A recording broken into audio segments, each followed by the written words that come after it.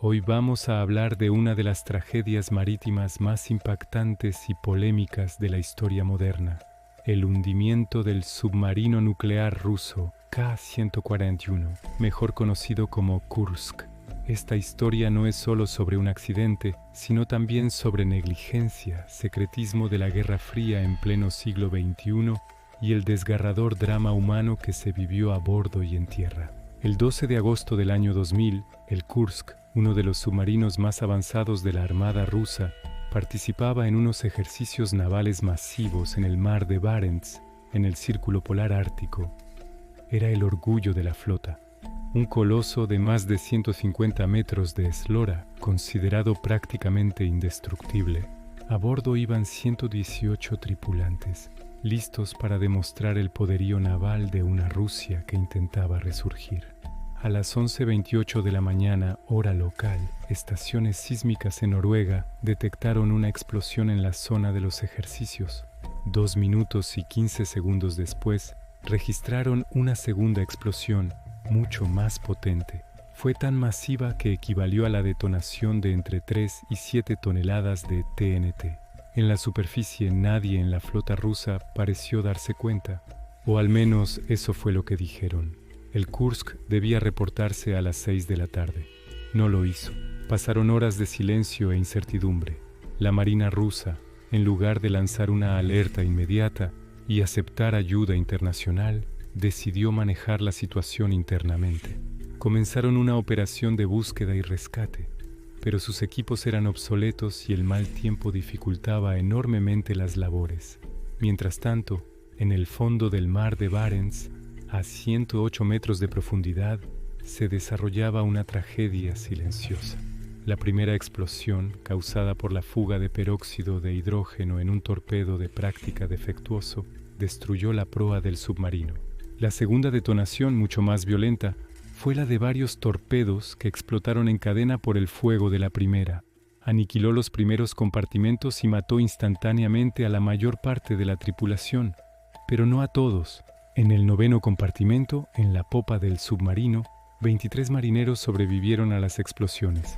Liderados por el teniente capitán Dmitry Kolesnikov, se refugiaron en la sección más segura que quedaba, esperando un rescate que nunca llegaría. Estaban sumidos en la oscuridad total, con el agua helada subiendo de nivel y el aire volviéndose cada vez más irrespirable por el dióxido de carbono. En la superficie, el gobierno ruso, con Vladimir Putin recién llegado al poder, mantenía un secretismo férreo.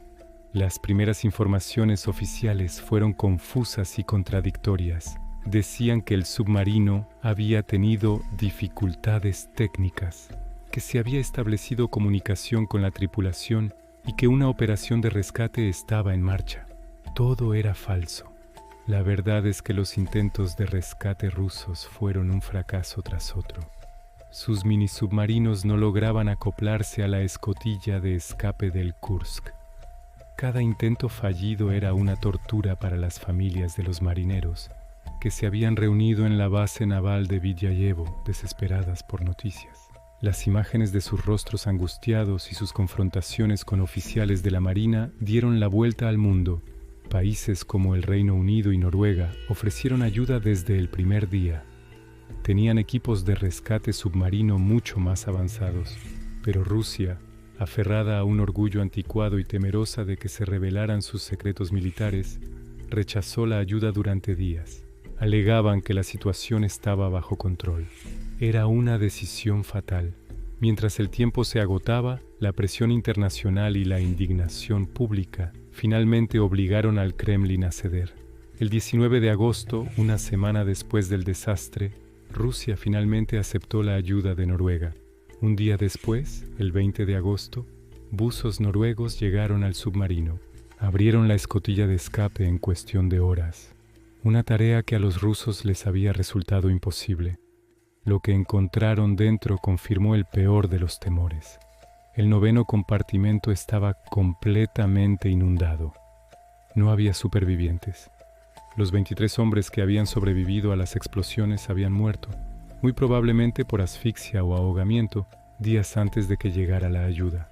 El golpe final llegó cuando se recuperaron los cuerpos.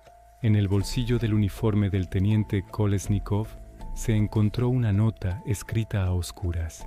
En ella identificaba a los 23 supervivientes y describía sus últimos momentos. Su última entrada decía: todos los tripulantes de los compartimentos 6, 7 y 8 pasaron al 9º. Hay 23 personas aquí. Tomamos esta decisión como resultado del accidente. Ninguno de nosotros puede salir. Esta nota fue la prueba irrefutable de que, durante un tiempo, hubo hombres vivos esperando un rescate. ¿Qué causó el desastre? La investigación oficial concluyó que un torpedo de práctica, conocido como torpedo gordo, tuvo una fuga de peróxido de hidrógeno, un combustible altamente volátil que provocó la primera explosión. Este tipo de torpedo era conocido por ser inestable y peligroso. La Marina rusa, por falta de fondos, había seguido usándolos a pesar de los riesgos. El hundimiento del Kursk fue mucho más que un accidente técnico. Fue una tragedia magnificada por la burocracia, el secretismo y la negligencia. Expuso la decadencia de las Fuerzas Armadas rusas tras la caída de la Unión Soviética y la dolorosa transición del país hacia una nueva era. Para el mundo fue un recordatorio de que, a veces, el peor enemigo no es el adversario, sino el propio orgullo y la falta de humanidad. La historia de esos 118 hombres, y especialmente la de los 23 que lucharon por sobrevivir en la oscuridad helada del fondo del mar, sigue siendo una lección sombría sobre las consecuencias de las malas decisiones y el costo humano del secretismo. Una tragedia que nunca debió ocurrir y que marcó a toda una nación. Gracias por acompañarme en esta historia tan dura pero necesaria. Si te interesan estos relatos históricos, no olvides suscribirte para no perderte los próximos videos. Nos vemos pronto.